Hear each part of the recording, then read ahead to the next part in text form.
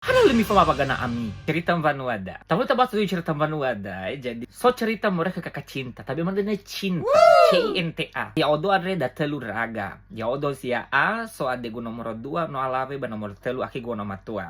Jadi mereka ini 3 bersaudara dan semuanya sudah menikah, sudah punya keluarga masing-masing. Kebetulan permasalahannya adalah di sini.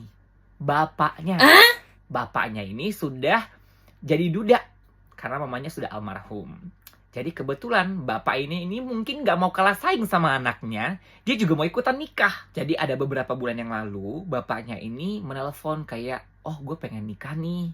Sebagai anak, kalau misalnya kita udah masing-masing punya keluarga, pasti kasihan dong lihat orang tua sendiri cuman sendiri gitu kan. Anaknya ini bukannya nggak setuju.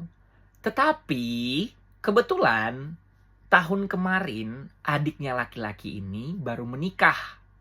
Dan kalian tahu kan, dan kita sama-sama tahu pernikahan. Kalau misalnya dari pihak laki-laki harus menyediakan apa? Mahar, betul. Dan itu nggak hanya sedikit. Dan pastinya, kalau kakak perempuan mempunyai saudara laki-laki menikah, pasti ada namanya utang adat. Bukan begitu? Selain itu, adiknya perempuan ini juga kebetulan nikahnya di Jakarta. Sebagai anak pertama perempuan lagi, ya pasti akan mengeluarkan dana untuk membiayai keluarga untuk datang ke Jakarta dan pulang lagi ke Nias. Dan kalian tahu ongkos pesawat tidaklah murah untuk domestik. Jadi intinya sebenarnya mereka ini setuju kalau misalnya bapaknya boleh menikah lagi.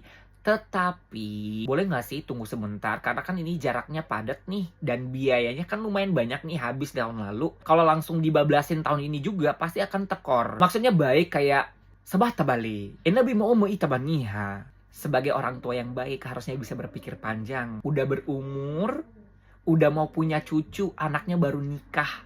Gatel banget lu aki-aki mau nikah kata gue. Makanya lagi-lagi, one day kalau kalian mau cari pendamping hidup, cari laki-laki yang bisa memberikan contoh dan teladan untuk anak-anak kalian nanti. Dan kalian tahu apa? Bapaknya ini tetap kekeh mau nikah gara-gara memang hasutan dari saudara-saudaranya.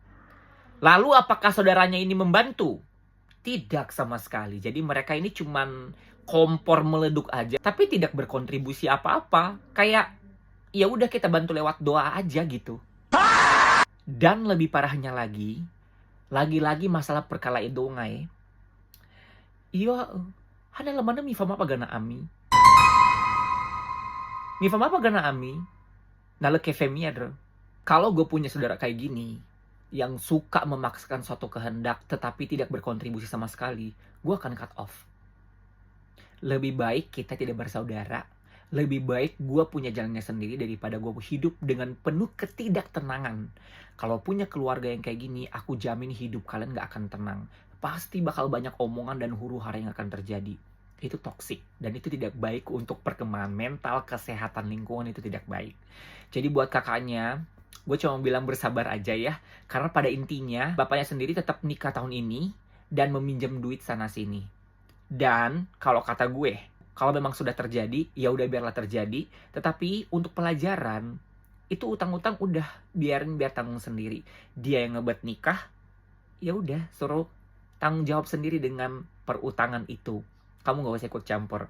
Ingat, kita sudah punya keluarga, prioritas utama kita adalah keluarga kita sendiri. Nomor 2 itu baru orang tua.